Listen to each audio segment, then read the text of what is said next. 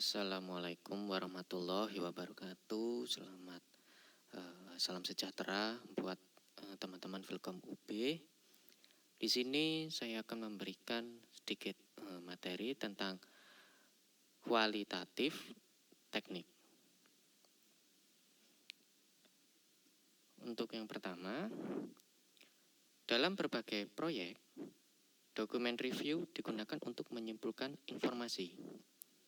Namun, dokumen review juga bisa digunakan untuk memastikan risiko yang melekat.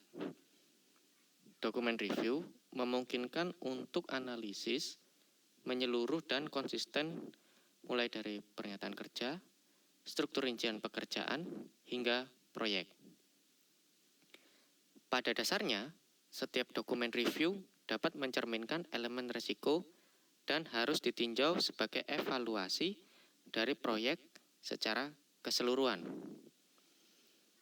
Dokumen review tidak hanya sekedar membaca dokumen proyek, tetapi juga melakukan analisis seimbang untuk mengidentifikasi asumsi yang dibuat. Apakah informasi dokumen ini mampu mengidentifikasi risiko potensial? Di sini terdapat beberapa dokumen proyek yang harus ditinjau. Di antaranya adalah WBS, Project Charter, Cost and Schedule Document. Pada brainstorming, teknik ini digunakan untuk mengidentifikasi risiko, menetapkan skema kualifikasi, mengklarifikasi asumsi, dan menghasilkan respon risiko potensial. Siapa saja yang bisa terlibat dalam brainstorming ini? Ada anggota tim proyek, pihak manajemen, pelanggan, dan vendor. Brainstorming adalah pertukaran informasi yang difasilitasi oleh fasilitator. Dalam identifikasi risiko, fasilitator akan mengajukan pertanyaan, misalnya, untuk komponen Y, apa risikonya? Peserta kemudian berimajinasi, mengekspresikan ide dan fasilitator akan mendokumentasikan setiap ide atau saran dari peserta. Teknik yang ketiga adalah Crawford Sleep Method atau CSM. CSM adalah alat klasik untuk mengumpulkan informasi untuk identifikasi risiko. Dengan fasilitas yang tepat, CSM mudah diterapkan. Pendekatan dasar melibatkan penetapan premis atau pernyataan yang jelas. Kemudian, meminta semua peserta memberi tanggapan. Dengan menggunakan premis yang sama, proses diulang 10 kali untuk mengekstrak informasi yang tersedia untuk mengidentifikasi masalah dan risiko yang tidak pernah muncul.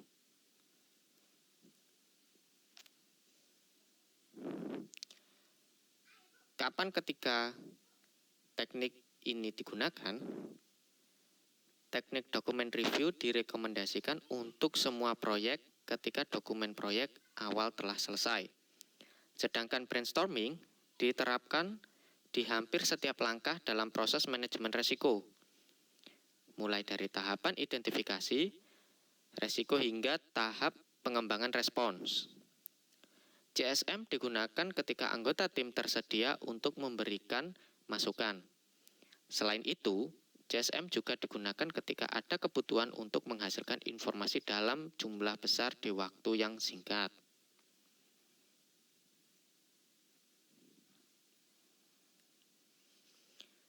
Input apa saja yang dibutuhkan untuk ketiga teknik tersebut? Pada dokumen review, input yang dibutuhkan adalah dokumentasi proyek dalam bentuk apapun. Misalnya, WBS, Project Charter, kontrak, dan Statement of Work. Pada brainstorming, premis menjadi input utama dalam melakukan identifikasi risiko yang menjadi ide tunggal untuk dipresentasikan kepada kelompok proyek. Sedangkan untuk teknik CSM, input utamanya adalah premis yang jelas. Jika premis yang diajukan tidak dirinci dengan jelas, maka output yang dihasilkan juga akan salah.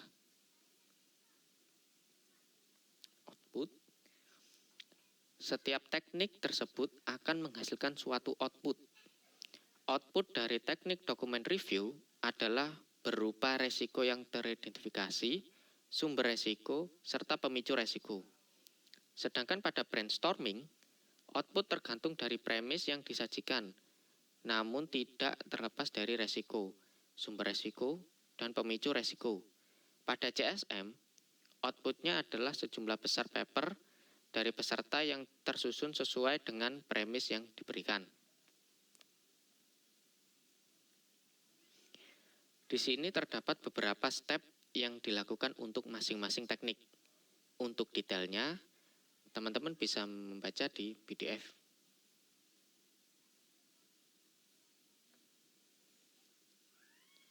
Resource requirement. Resource apa saja yang dibutuhkan untuk menggunakan masing-masing teknik tersebut.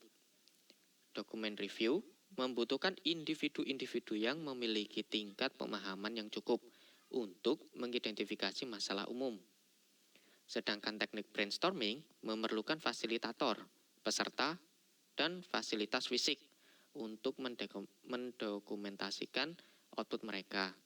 Selanjutnya, JSM memerlukan fasilitator, peserta, dan fasilitas fisik seperti kertas, pena, untuk memberikan tanggapan terhadap premis yang diberikan secara berulang. Karakteristik adalah perbandingan masing-masing teknik yang ditinjau dari segi cost, equipment, ease of use, dan time. Untuk lebih jelasnya, kalian bisa membaca di PDF yang menjadi referensi kuliah kali ini.